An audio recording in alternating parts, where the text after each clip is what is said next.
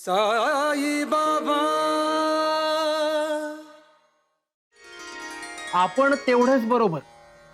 दुसऱ्या माणसाला काय कळतंय अशी आपली धारणा असेल तर आपण जगू शकू.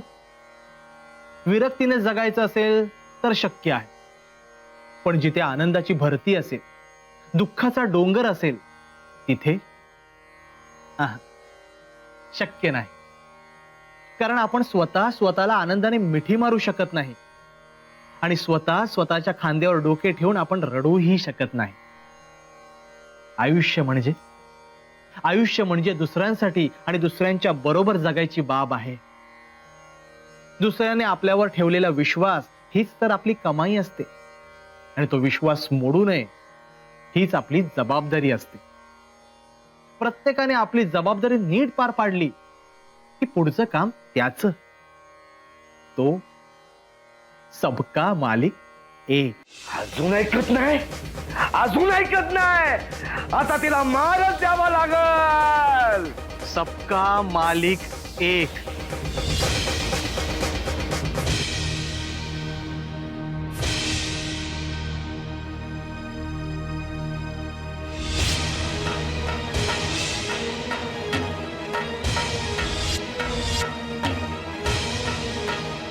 जे करायला आलते ते दादानेच केलं. दगडोबा, या अशा कामांसाठी माझ्या घरात यायचं नाही सांगितलं होतं ना. आत्ताच्या आत्ता घराबाहेर निघ. हे तुझी हिंमत कशी झाली इकडे येऊन हे सगळं करायची? थोरल्या पाटलींबाईने बोलवलं म्हणून.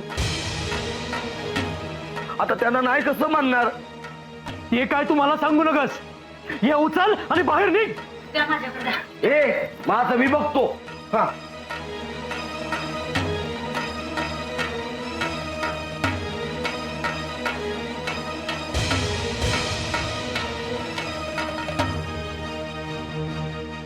हे काय चाललंय समजा.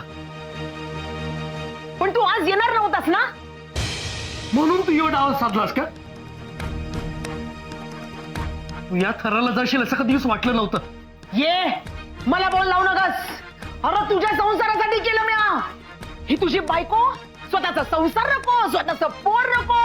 अरे साई नावाच्या भूतपई एकदम खुळी झाली आहे ही.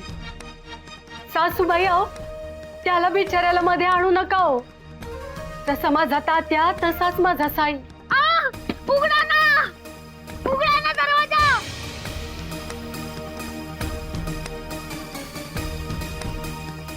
कोणीच नाहीये. अहो काका या ना.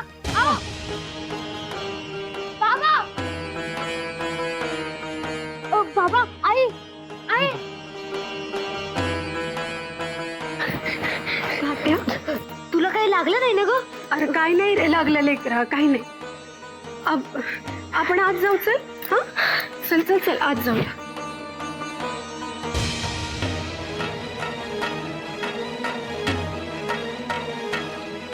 अरे दादा, अरे अरे टाकू नकस. देवाचं आहे ते, शाप लागल ना रे तुला. अगं आई, आता काय बी बोलू नकस. जेवढं झालं तेवढं पुरे आहे. आणि या असल्या गोष्टी मी माझ्या घरात खपवून घेणार नाही. आता माझ्या अंगावर ओरडतोस. अगं भवानी, अगं बघ तुझ्यामुळं माझं पोरगं माझ्या विरोधात बोलायला लागलं. गाय काय बोलते तू? हा, पाहिजेचा काय दोष याच्यामध्ये? जाऊ दे. तसं बी तुला मी आता या घरात न काय, मी आता हे घर सोडून जातो. अरे दादा, साई मला माफ करा. तुम्ही देवळात चला ना. साई, अहो कोणाच्या पाया पडताय? साई, साई तुम्ही देवळात चला तरच मी हे पाय सोडीन, नाहीतर मी इथून हलणार नाही. अहो पण हे तर खंडेरायाचं राऊळ आणि मी तर फकीर. कसं चालणार? आणखीन मला लाजवू नका. मला माफ करा. काल तुम्ही म्हणाला होता की तुला अजूनही सत्य उमगलेलं नाही. त्याचा अर्थ मला आत्ता कळतोय. आत्ता माझी सत्याशी ओळख झाली. आज चला ना. बर, चल.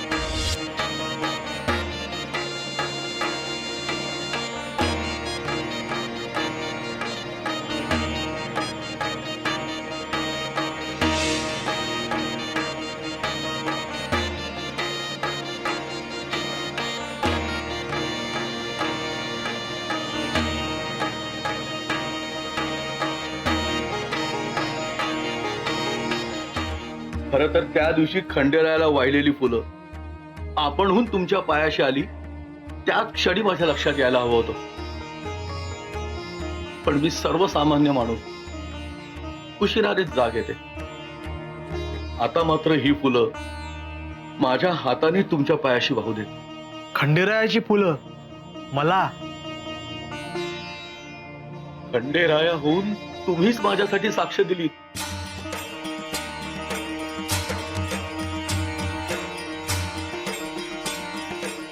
माझा खंडेराया आणि तुम्ही यात काहीच फरक नाही. मी डोळ्यावर झापडं लावून जगत होतो. इतकी घट्ट झापडं लावून घेतली होती की माझा देव माझ्या समोर येऊनही मला दिसला नाही. साई, आता एकच विनंती आहे, मला आयुष्यात कधीच अंतर देऊ नका.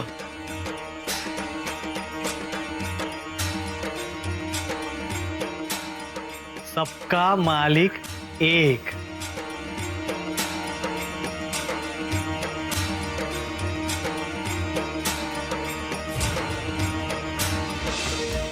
आता तुमच्यापासून काय लपू? मी कायच केलं नाही बघा. अहो, मी त्यांच्या घरात जायला आणि दादाला एकच गाठ पडली. मग काय त्याने समजा गाशा गुंडाळा लावला बघा. काय बोलतीये? हा? काय गे चंद्री, काय बोलतीये तू? कोणाचं बोलतीये? दादा म्हणजे कोण? दादा कोते पाटील? आणि कुठे आलता तो? अहो, कुठं म्हणजे काय, त्यांच्या घरात. अरे असं कसं येईल तो? हा? ए चंद्रे, का डोसकं बिस्क फिरला का काय तुझं? का तू बी तुझ्या दादल्या संग सकाळी सकाळी भांगपुरका घ्यायला लागली? चंद्री, तू लटक बोलतीस आणि ते बी माझ्या संग? नाही हो, मी माझ्या कुकवाच्या आण घेऊन सांगते. हे का? काय बी बोलू नकस. दादा गेलाय मामलेदार संघ गव्हर्नरला भेटाया.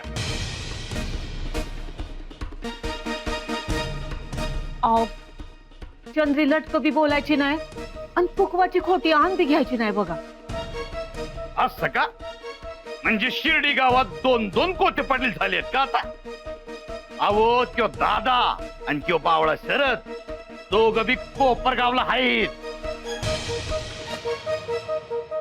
आणि ही म्हणतीये हिने दादाला बघितलं. अरे खोट बोलतीये. चंद्री, अगं तुझ्या बघण्यात नक्कीच काहीतरी चूक झाली असता. आता हे एवढं रागवलं म्हणजे नक्कीच दादा पाटील कोपरगावलाच गेलो असणार बघ.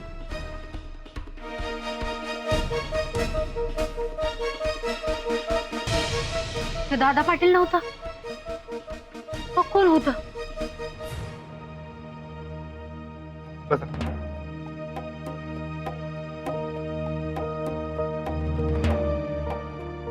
मामलेदार साहेब, गव्हर्नर साहेबांना भेटायचं म्हणजे तुम्हाला लईच दडपण आलं होतं.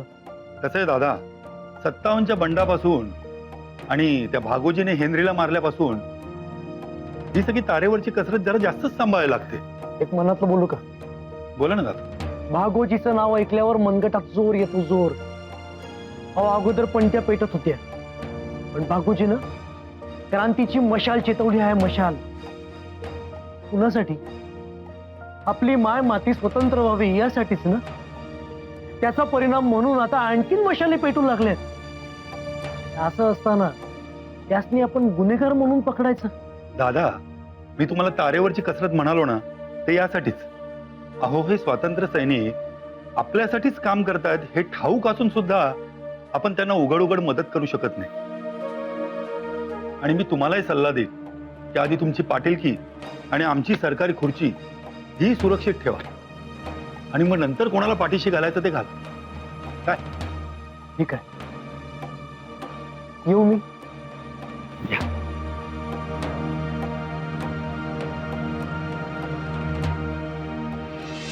शरद, इथं आल्याचं सार्थक झालं. मायसापती हिंदूरावाच्या गुंत्यातून मोकळे झाले.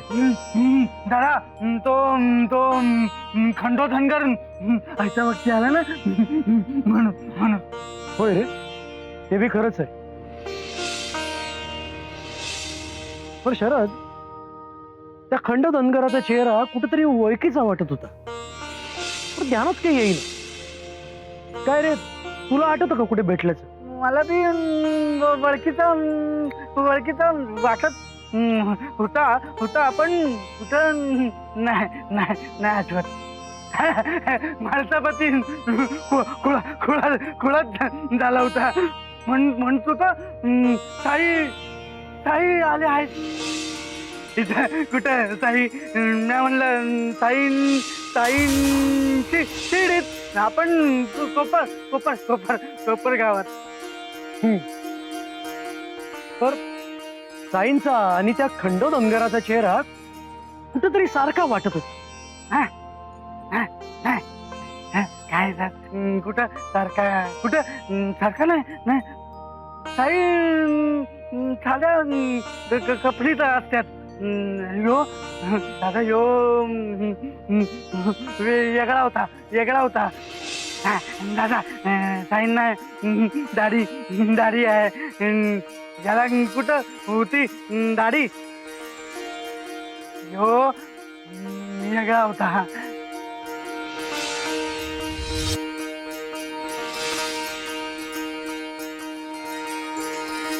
जय खंडेराया.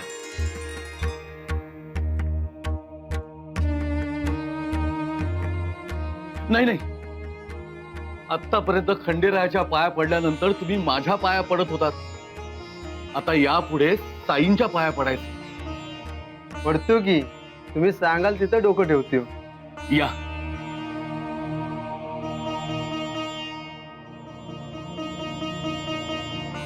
अरे येते. माणसापती काय? नाही शेठजी, माझ्या नाही, यापुढे साईंच्या पाया पडा. अहो, खंडेराया आणि साई काही वेगळे नाही. कोपरगावला मी स्वतः अनुभव घेतलाय. ते दोघेही एकच आहेत. सगळे देव एकच आहेत. या. तुम्ही म्हणाल तसं मी तुम्हाला गुरुच मानतो. तुमचा शब्द कसा नाकारू? अहो नाही माणसापती, अहो असं सगळ्यांना सांगत तुम्ही माझं मंदिर बांधाल. येतो मी.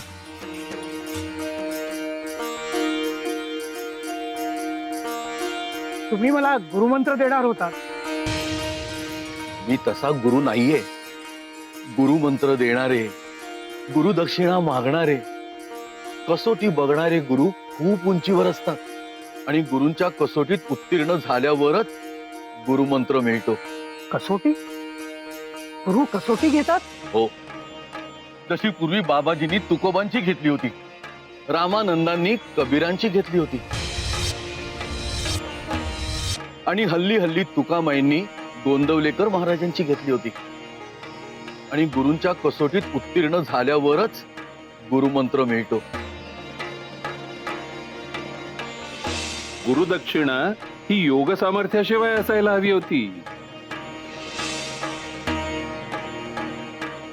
माणसापती, मला 2 पैके हवे.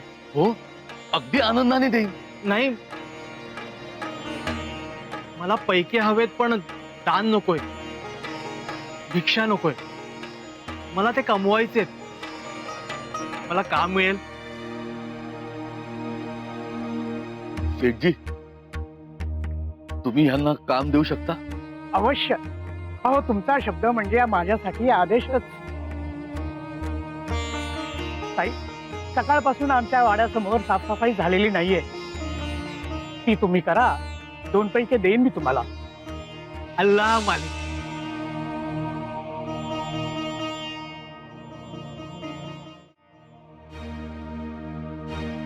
आय, मी बाहेरचं काय बघायला नको म्हणून तू मला आज घेऊन आलीस ना?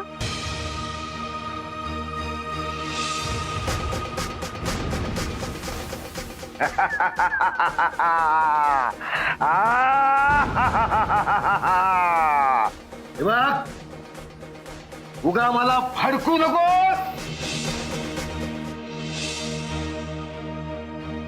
मला खूप राग आला होता. मला कोंडून का ठेवलेलं?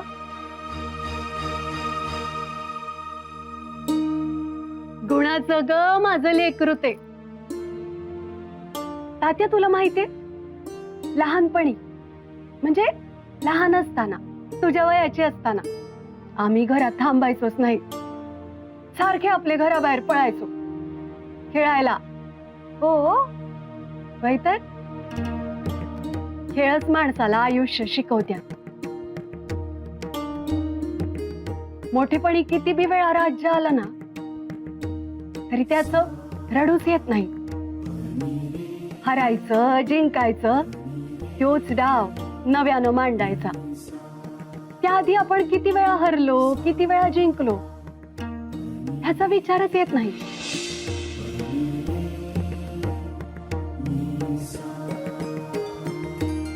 कारण तोच डाव नव्या जोमानं खेळावा लागतो. अगदी तसंच नव्या दिसाला आपल्याला बी नव्यानं सामोरं जावं लागतंय. आय तू जे काय बी बोलली ना मला काय बी कळलं नाही. हा पण बाहेर खेळायला जायचं ना एवढं कळलं. या वयात इतकंच कळायला हवं लेकरा. आय तू असलीस ना मग मी जातो. चल चल चल खेळायला जा.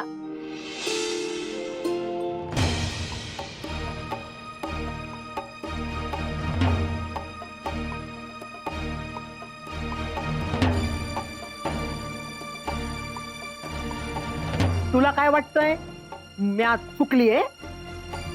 अजिबात नाही, म्या काय बी चुकलेली नाही. सासूबाई तुम्ही मोठे आहात, तुम्ही घराच्या भल्याचाच विचार केला. मी भल्याचाच विचार करत होती. अगं पण मला एक सांग, जेव्हा तुझा नवरा मला बोल लावत होता तेव्हा का नाही हे थोबाड उचकाटलं? हा बाकी बरी गुलू बोलते चाड्या करते तू. चुकलं माझं, मी त्यांना अडवायला हवं होतं. आता अगं तो गेला बाहेर निघून, त्याला कोण आणणार? आता मी सांगितलं तर जाणार आहे? त्या लिंबाच्या झाडापाशी बरी मी न सांगता जातेस. मी जाते, मी बाहेर जाऊन बघून येते ते कुठे दिसतेत का. काही ना ग, आता सांगून काय ढोर सुद्धा काम करेल. मीच जाते, पुण्यांदा जाऊन तिथे फकीरड्यालाच विचारणार नगच ते. माझा हातपाय अजून धडधाकड आहे ती, मीच जाऊन बघते